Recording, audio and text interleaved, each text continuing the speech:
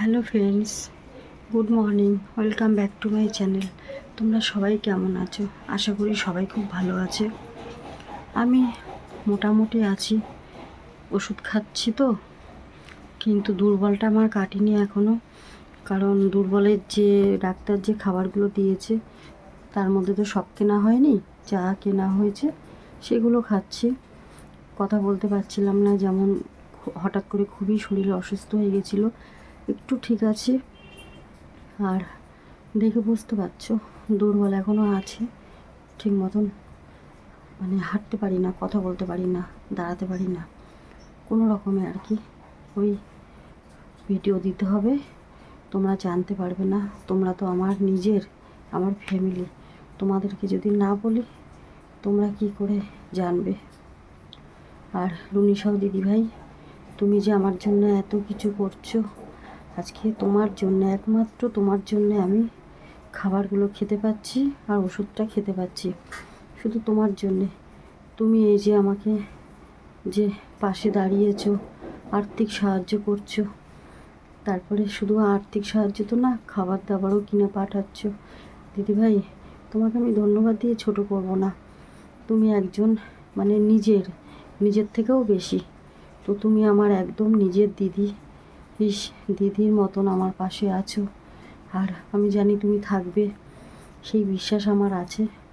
আর আজকে এই ভিডিওর মাধ্যমে তো তুমি আমাকে চেনো, তুমি কতটা বড় মনের মানুষ, একটা এত বড় মনের পরিচয় দিয়েছো আমাকে। পরিচয় না, এটা ভালোবাসা। ভুল বললাম, সরি, ভুল বললাম। আজকে তুমি আমাকে ভালোবাসো, আর আমিও তোমাকে ভালোবাসি দিদিভাই, মন থেকে। আমার সন্তোষীমার দিব্যি দিয়ে বলছি, আমি তোমাকে খুব ভালোবাসি। মা সন্তোষীমা তোমাকে ভালো রাখুক দিদিভাই, তোমার মেয়েকেও খুব ভালো রাখুক। আর আমার মেয়ে একটু ভালো আছে আগের থেকে। ওর জ্বর হয়েছিল, জ্বরটা কমেছে, শুধু আমার শরীরে সেরকম ভালো এখনও হয়নি। বলতে ফোলাটা একটু কমেছে, সেটা বুঝতে পারছো তোমরা। দেখো, ফোলাটা আবার একটু কমেছে, মাছিটা আসছে, শুধু শুধু একমাত্র ফোলাটা কমেছে। আর দুর্বলটা কমেনি এখনও। যে ভিটামিনগুলো দিয়েছে তার মধ্যে তো সব কিনতে পারিনি আমি, যেহেতু খাবার ভাত টাত কিছু খেতে পারি না। তো আমাকে ডাক্তার ভিটামিন দিয়েছে দিদিভাই।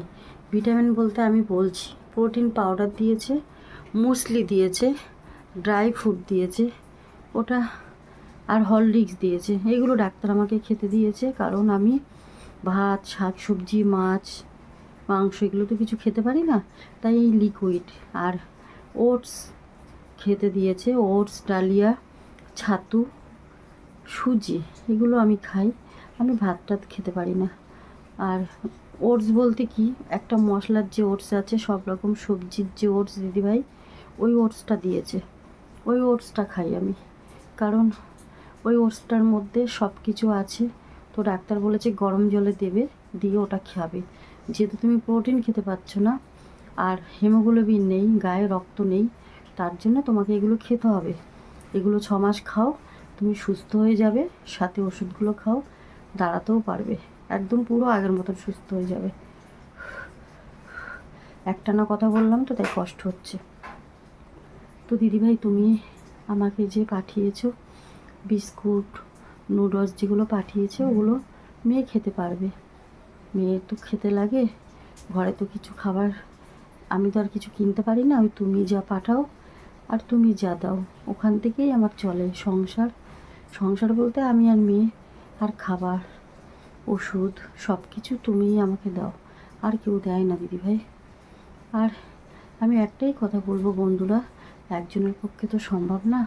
তোমরা যদি একটু সবাই পারো, একটু আমাকে সবাই একটু একটু করে আর্থিক সাহায্য করতে, তাহলে একটু এগিয়ে এসো বন্ধুরা, একটু আমাকে সাপোর্ট করো, তাহলে আমি একটু সুস্থ হয়ে যেতে পারি। তোমাদের ভালোবাসা, তোমাদের সাপোর্টে আজকে আমি এখনও পর্যন্ত বেঁচে আছি বন্ধুরা। আর হাঁটা চলা আমি এখনও করতে পারি না, কথা বলতে বলতে এখনও আটকে যায়। এখনও আমি আগের মতন সুস্থ হতে পারিনি। রুনিসাও যে দিদিভাই খাবারগুলো পাঠিয়েছে, মেয়েকে খেতে দিই। আমি সুজিটা খাই, আর আমি কি খাই সেটা তো বললাম। আমি সুজি, ছাতু, ছাতুটা কি করে খাই বলো তো দিদিভাই? জলে গুলে হালকা উষ্ণ গরম জলের মধ্যে ছাতুটা দিই 2 চামচ, দিয়ে একদম জলের মতন লিকুইড, ওইভাবে আমি গ্লাসটা এইভাবে উঁচু করে ঢেলে ঢেলে খাই। আর ওটস খাই আমি, যে মশলা যে ওটস সেটা খাই। আর মশলা ওটসটা কি, ওর মধ্যে কিন্তু লঙ্কা নেই, শুধু সবজি দেওয়া আছে, সবজির যে ওটসটা, ওটা খেলে প্রোটিনটা গায়ে মানে শরীরে আর কি যাবে, ডাক্তার বলেছে, তো ওটা খেতে দিয়েছে, ওটা এখন খাচ্ছি।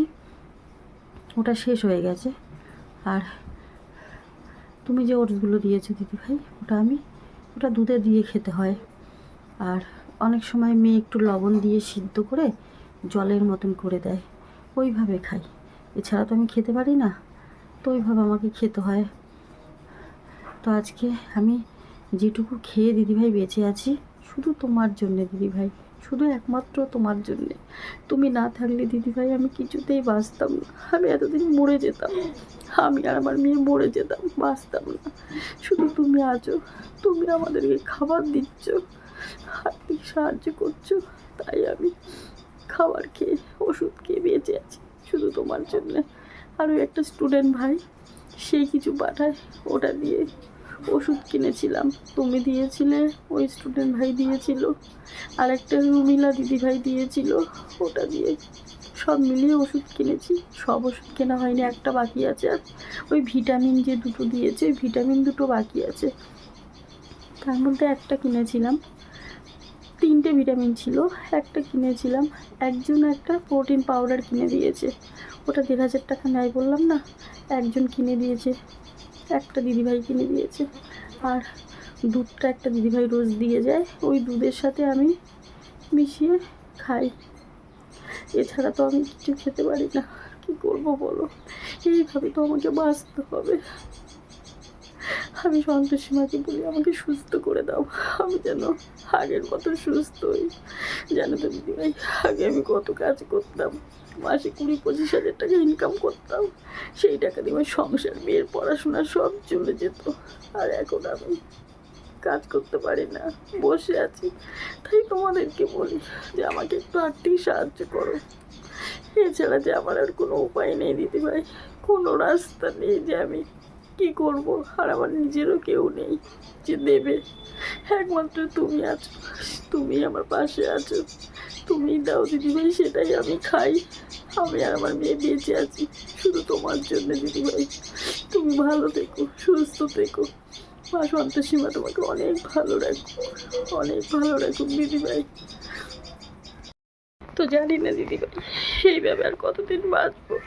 তুমি দিলে খাই, তুমি না দিলে খেতে পারি না। তুমি দাও তাই ওষুধ খাই, খাবার খাই, আমি আর আমার মেয়ে এই দুজন শুধু তোমার জন্যই বেঁচে আছি দিদিভাই। জানি না সন্তোষী মা আমাকে আর কত পরীক্ষা দিতে হবে, কত লড়াই করব, শুধু তো লড়াই করে যাচ্ছে। বাঁচতে আর ইচ্ছা করে না গো দিদিভাই, বাঁচতে আর একটু ইচ্ছা করে না, শুধু মেয়েটার মুখের দিকে তাকিয়ে বেঁচে আছে আমি।